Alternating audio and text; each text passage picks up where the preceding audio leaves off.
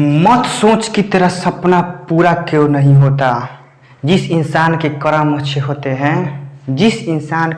अच्छे होते हैं उसके जिंदगी में कभी अंधेरा नहीं होता। मत सोच कि तेरा सपना पूरा क्यों नहीं होता। मत सोच कि तेरा सपना पूरा क्यों नहीं होता। हिम्मत रखने वाले का इरादा कभी अधूरा नहीं होता। जिस इंसान के कर्म अच्छे होते हैं उसके जिंदगी में कभी अंधेरा नहीं होता। जय हिंद माय डियर फ्रेंड, हम लोग इस वीडियो में पढ़ेंगे इलेक्ट्रोस्टैटिक्स, यानी जो 12th का पहला चैप्टर होता है इलेक्ट्रोस्टैटिक्स, जिसको हिंदी में कहते हैं स्थिर वैद्युतिकी। तो हम लोग इसी वीडियो में पढ़ेंगे इसके कंसेप्ट के बारे में। और यह कंसेप्ट आप जितने भी थ्योरी पढ़े होंगे आज तक, पूरा रिवीजन कराने के लिए काफ़ी है। तो मेरे दोस्त, रिक्वेस्ट है कि आप पूरा वीडियो अंत तक देखिएगा और कहीं भी आपको कोई भी कंसेप्ट में दिक्कत नहीं होगा। तो मेरे दोस्त, हम लोगों ने पिछले वीडियो में पढ़ा था कि किसी वस्तु से इलेक्ट्रॉन निकालते हैं या डालते हैं तो द्रव्यमान घटता है कि बढ़ता है, इसके बारे में हम लोगों ने पढ़ा था। लेकिन एक क्वेश्चन जो कि 2018 में पूछा गया था और बहुत सारे मेरे बड़े भाई का आंसर गलत हो गया था। देखिए आखिर कौन सा क्वेश्चन था। क्वेश्चन था कि यदि एक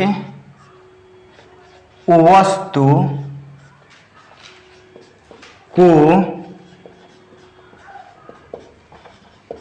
आवेशित किया जाता है तो उसका द्रव्यमान होगा। ऑप्शन था घटेगा, बी में था बढ़ेगा, सी में था घट या बढ़ सकता है। मतलब दोनों में से कोई एक हो सकता है, घट भी सकता है या बढ़ भी सकता है। और डी में था नन ऑफ दीज। ठीक, क्वेश्चन क्या था एक बार फिर से पढ़िए कि यदि एक वस्तु को आवेशित किया जाता है तो उसका द्रव्यमान होगा। तो मेरे दोस्त, आप इसका आंसर कमेंट कीजिएगा। तो मेरे दोस्त देखिए, इस क्वेश्चन का जो राइट आंसर है वह ऑप्शन सी है। जी हाँ, ऑप्शन सी है, घट या बढ़ सकता है। समझिए कैसे। मेरे दोस्त, इस क्वेश्चन में कहीं भी नहीं बोला गया है कि उसको धन आवेशित किया गया है कि ऋण आवेशित किया गया है। ध्यान से पढ़िए, एक वस्तु को आवेशित किया गया है। देख रहे हैं, आवेशित मतलब होता है कि वह प्लस भी हो सकता है, माइनस भी हो सकता है मेरे दोस्त। कुछ मेरे दोस्त वहां क्या पढ़ लिए कि धन आवेशित, तो कुछ मार दिए क्या घटेगा, कुछ मार दिए बढ़ेगा। लेकिन यह तो आंसर था नहीं, था आंसर सी। तो मेरे दोस्त, आवेशित कहने का मतलब है कि वह दोनों होगा, मतलब दोनों में से कोई एक होगा। ठीक है, यानी धनात्मक भी हो सकता है, ऋणात्मक भी हो सकता है। तो आप जानते हैं कि धनात्मक में द्रव्यमान घटता है, ऋणात्मक में द्रव्यमान बढ़ता है। तो इसीलिए इस केस में घट भी सकता है और बढ़ भी सकता है। तो इस क्वेश्चन को आप बहुत अच्छे ढंग से नोट कीजिएगा। ठीक है, अब हम लोग आगे पढ़ेंगे, यानी आप 1 नंबर में इसको लिख सकते हैं। लिखिएगा गतिमान आवेश उत्पन्न करते हैं। ठीक है, गतिमान आवेश उत्पन्न करते हैं। तो देखिए, यह भी क्वेश्चन बहुत ज्यादा कंफ्यूज करता है आप लोगों को। कहीं कुछ और आंसर, कहीं कुछ और, लेकिन यहां जो आंसर मिलेगा वही राइट आंसर होगा। देखिए, गतिमान आवेश क्या उत्पन्न करता है। सबसे पहला तो वह विद्युत क्षेत्र उत्पन्न करेगा, प्लस चुंबकीय क्षेत्र।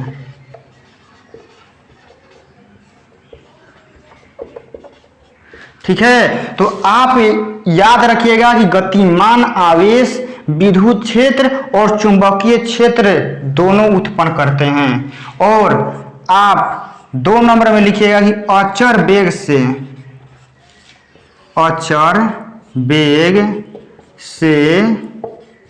गतिमान आवेश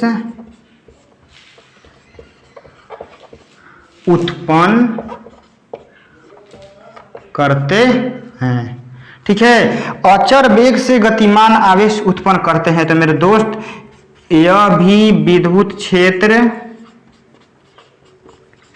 प्लस में चुंबकीय क्षेत्र प्लस में इलेक्ट्रोमैग्नेटिक वेव, यानी कुछ ऊर्जा भी उत्पन्न करता है। तो ध्यान दीजिएगा कि गतिमान आवेश दोनों उत्पन्न करता है, और अचर वेग से गतिमान आवेश विद्युत क्षेत्र प्लस चुंबकीय क्षेत्र और प्लस इलेक्ट्रोमैग्नेटिक वेव यानी विद्युत चुंबकीय तरंग भी यानी ऊर्जा भी यह निकालता है। अब चलते हैं हम लोग अब इसके आगे नेक्स्ट, यानी इसके अलग टाइप हम लोग पढ़ेंगे, तो आप इसको नोट कीजिए। देखिए, अब नेक्स्ट कंसेप्ट हमारा क्या है, आप यहां नोट कीजिएगा। आवेश का रेखीय, आवेश का रेखीय घनत्व। ठीक है, देखिए आप थ्योरी रटे होंगे, जो भी आप लिखे होंगे उसके रटे होंगे, लेकिन आज से आप नहीं रटेंगे, आप डायरेक्ट कॉन्सेप्ट से याद कीजिएगा। आवेश का रेखीय घनत्व, रेखीय का मतलब होता है जानते हैं क्या? सीधा। रेखीय का मतलब सीधा, यानी कोई लंबाई के लिए हम लोग रेखीय का यूज करते हैं। देखिए, यह मान लीजिए कि कोई छड़ है, ठीक है, मैंने मान लिया क्या है, एक छड़। तो छड़ की एकांक लंबाई में प्रवाहित आवेश को आवेश का रेखीय घनत्व कहते हैं। देखिए, इसको हम लोग लैम्डा से सूचित करते हैं, और लैम्डा में क्या होता है? Q/L। तो मैंने क्या बोला? एकांक लंबाई में, यानी इस छड़ के एकांक लंबाई में प्रवाहित आवेश को आवेश का रेखीय घनत्व कहते हैं। यानी एकांक लंबाई में जितना आवेश इसमें प्रवाहित होगा उससे ही हम आवेश का रेखीय घनत्व कहते हैं। ठीक है, अब देखिए राशि के बारे में हम पढ़ लेते हैं कि यह कौन सी राशि है? अदिश। ठीक, इसका पढ़ लीजिए। SI मात्रक क्या होगा? आवेश का कूलम्ब, लंबाई का मीटर। ठीक, बीमा भी पूछ सकता है, कोई भी ठीक नहीं है। तो आवेश का क्या होता है? AT, लंबाई का L। तो क्या हो जाएगा? L inverse T A। देखिए, L ऊपर गया तो L इनवर्स T और A। तो यह तो हो गया आवेश का रेखीय घनत्व पूरा इसके बारे में कि एकांक लंबाई में प्रवाहित आवेश को आवेश का रेखीय घनत्व कहते हैं। अब आगे पढ़िए, आवेश का पृष्ठीय घनत्व। आवेश का पृष्ठीय घनत्व। ठीक है, आवेश का पृष्ठीय घनत्व किसे कहते हैं? अब वो आप समझिए। पृष्ठीय मतलब क्या होता है? कहीं क्षेत्रफल से होता है रिलेटेड। देखिए, आप पढ़े होंगे गोले का पृष्ठीय क्षेत्रफल। तो पृष्ठीय जहां आता है तो वह क्षेत्रफल को डिनोट करता है, यानी कहीं क्षेत्रफल से संबंधित होता है। तो पृष्ठीय मतलब क्षेत्रफल, यानी किसी वस्तु को, मान लीजिए कि यह कोई वस्तु है, ठीक है, यह कोई वस्तु है, इसके एकांक क्षेत्रफल में प्रवाहित आवेश को आवेश का पृष्ठीय घनत्व कहते हैं। इसे देखिए हम लोग सिग्मा से सूचित करते हैं, और सिग्मा बराबर फॉर्मूला होता है Q/A। ठीक, सिग्मा बराबर क्या फॉर्मूला होता है? Q/A। यानी अब आप फॉर्मूला से इसको याद कीजिए कि एकांक क्षेत्रफल में प्रवाहित आवेश को आवेश का पृष्ठीय घनत्व कहते हैं। सिंपल है, कोई भी दिक्कत नहीं होना चाहिए। तो यानी देखिए अब आप इसमें समझिए कि पृष्ठीय क्षेत्रफल मान लीजिए जितना भी होगा, इसके एकांक क्षेत्रफल में जितना आवेश होगा उसी को क्या कहेंगे, आवेश का पृष्ठीय घनत्व। अब पढ़िए इसके राशि। राशि क्या है, अदिश। ठीक, एस आई मात्रक इसका लिख लीजिए, आवेश का कूलम्ब, एरिया का मीटर स्क्वायर। अब आप इसका बीमा लिख लीजिए, आवेश का एटी और एरिया का एल स्क्वायर। तो पूरा इसको आप एक लाइन में लिखिएगा तो एल के पावर -2 यह ऊपर जाएगा तो, और इधर क्या है टी और इधर ए। तो आवेश का रेखीय घनत्व मैंने पढ़ा दिया, आवेश का पृष्ठीय घनत्व मैंने पढ़ा दिया, तो इसको नोट कीजिए। अब इसे आगे चलते हैं। देखिए अब हम लोग पढ़ेंगे आवेश का आयतन घनत्व। जी हाँ, आवेश का आयतन घनत्व। तो आप इसको 3 नंबर में लिख रहे होंगे या नोट कर रहे होंगे, जैसे भी कर रहे होंगे वैसे आप लिखते जाइएगा। आवेश का आयतन घनत्व। ठीक, आवेश का आयतन घनत्व। तो मेरे दोस्त अब इसका भी परिभाषा जानते हैं, इसका नाम नहीं है, याद करने का झंझट नहीं। आवेश का आयतन घनत्व यानी एकांक आयतन में प्रवाहित आवेश को आवेश का आयतन घनत्व कहते हैं। यानी इसको हम लोग सूचित करते हैं रो से, और रो बराबर होता है Q/V। ठीक, रो बराबर Q/V। यानी एकांक आयतन में प्रवाहित आवेश को आवेश का आयतन घनत्व कहते हैं। अब आइए इसका राशि आप पढ़ लीजिए। कौन सा राशि होता है यह, अदिश। अब आप इसका बीमा लिख लीजिए। आवेश का क्या होता है, AT और आयतन का LQ। अब आप इसको ऊपर लेकर जाइएगा तो कितना हो जाएगा, L के पावर -3 T और A, यह हो गया। अब देखिए अब आप इसका पढ़ लीजिए SI मात्रक। आवेश का कूलम्ब और आयतन का मीटर क्यू। तो इसको ऐसे भी लिख सकते हैं, कूलम्ब मीटर इनवर्स 3। आवेश का आयतन घनत्व भी यह हो गया। ठीक है, तो इसको नोट कीजिए। नेक्स्ट कंसेप्ट की ओर चलते हैं मेरे दोस्त। अब चलते हैं एक बहुत ही ज्यादा इंपॉर्टेंट कंसेप्ट। तो आप इस कंसेप्ट को हमेशा एनी टाइम माइंड में फिक्स रखिएगा, यह बहुत ही ज्यादा इंपॉर्टेंट है। देखिए वो क्या है, आप यहां लिखेंगे कंसेप्ट। ठीक, कंसेप्ट लिखेंगे और आप यहां लिखेंगे कि जब कोई दो आवेशित वस्तुओं को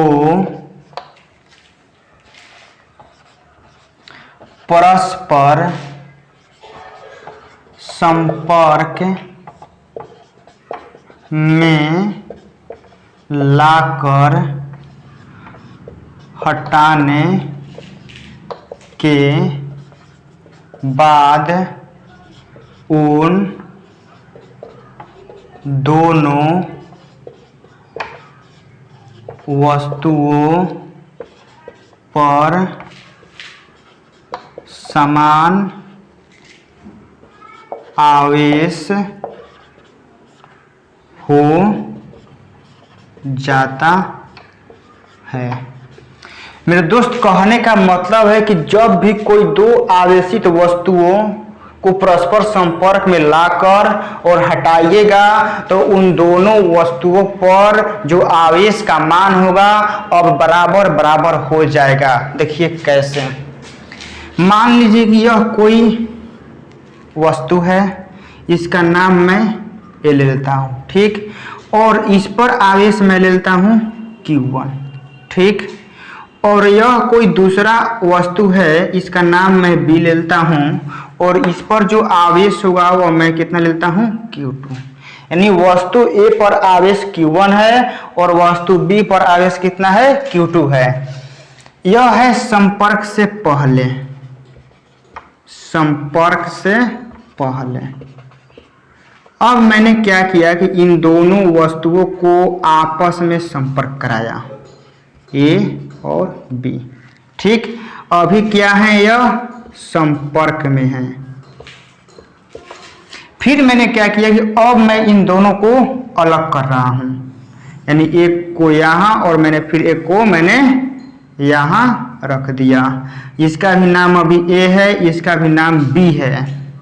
लेकिन अब इन दोनों पर जो आवेश होगा वह समान होगा, यानी इस पर मान लीजिए कि इस पर 2 कूलम है तो इस पर भी 2 कूलम हो जाएगा, इस पर 4 कूलम है तो इस पर भी 4 कूलम हो जाएगा।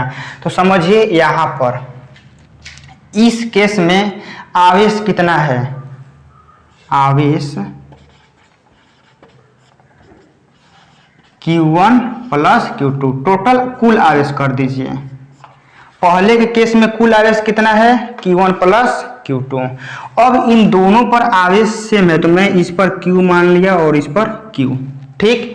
पहले Q1 Q2 था, यानी अलग अलग संपर्क कराया फिर रख दिया, तो इन दोनों पर आवेश क्या हो गया बराबर, यानी इस पर Q और इस पर भी Q। अब देखिए, अब आप जानते होंगे कि आवेश संरक्षण का सिद्धांत क्या होता है, जितना पहले था बाद में भी उतना होना चाहिए। आवेश संरक्षण सिद्धांत कहता है कि आवेश का कभी भी नष्ट यानी कोई हानि नहीं कर सकता है, इसको एक चीज से दूसरे चीज में ट्रांसफर हम लोग कर सकते हैं। तो इसमें जितना आवेश था उसमें भी तो इतना होना चाहिए, सिंपल है। तो आप यहाँ लिखेंगे आवेश संरक्षण के सिद्धांत, ठीक। पहले का आवेश लिख दीजिए, पहले का आवेश बराबर अंतिम का कुल आवेश, यानी जितना पहले था उतना बाद में होना चाहिए। तो पहले कितना था Q1 प्लस Q2, बाद में कितना हो गया Q प्लस Q। तो Q1 प्लस Q2 बराबर 2Q, Q कितना हो गया 2Q। तो इस Q का फाइनल मान कितना होगा Q1 प्लस Q2 और बाटा में 2, ठीक। इसको मैं यहाँ पर लिख दे रहा हूँ, ठीक है। आप इसको नोट कीजिए, मैं इसको यहाँ पर लिख दे रहा हूँ। इस जो Q का मान होगा वह होगा Q1 प्लस Q2 बाटा में 2, यानी इन दोनों पर मान कितना होगा Q1 प्लस Q2 बाटा में 2। तो आप यहाँ भी लिख सकते हैं Q1 प्लस Q2 बाटा में 2, इस पर भी लिख दीजिए कि Q1 प्लस Q2 बाटा में 2। पूरा आप इसको पहले नोट कीजिए।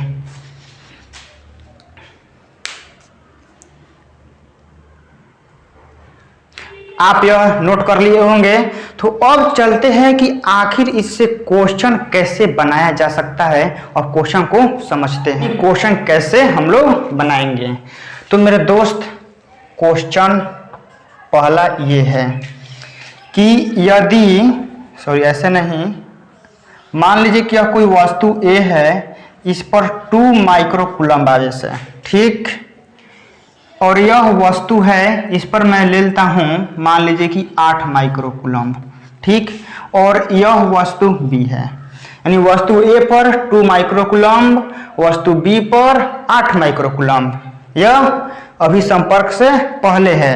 तो अब हम लोगों को निकालना है संपर्क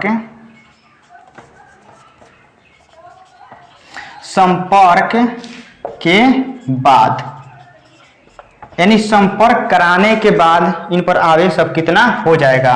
तो मेरे दोस्त, अब आप इनको यदि संपर्क कराइएगा A और B पर, तो फिर आप इनको अलग रखिएगा तो इस पर आवेश कितना होता है, इन दोनों को जोड़कर 2 से डिवाइड कर दीजिए, यानी Q1 प्लस Q2 बटा में 2, और इस पर भी क्या हो जाता है Q1 प्लस Q2 बटा में 2, यानी जितना पहले था और संपर्क के बाद आपको निकालना है कि कितना होगा।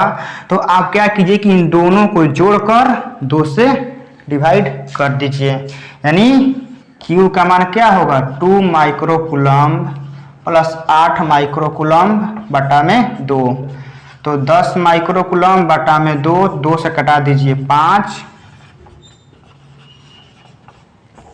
यानी संपर्क कराने के बाद इन दोनों वस्तुओं पर कितना मान हो जाएगा 5 माइक्रोकूलम्ब। ठीक है, देख रहे हैं ऐसे क्वेश्चन आता है कि संपर्क कराने के बाद आवेश का मान होगा, ऐसे पूछ सकता है।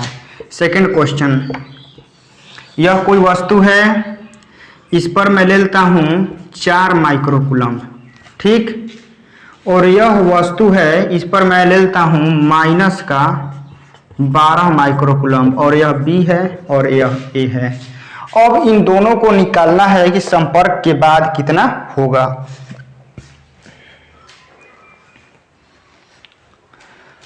तो मेरे दोस्त देखिए हम लोग कैसे निकालेंगे।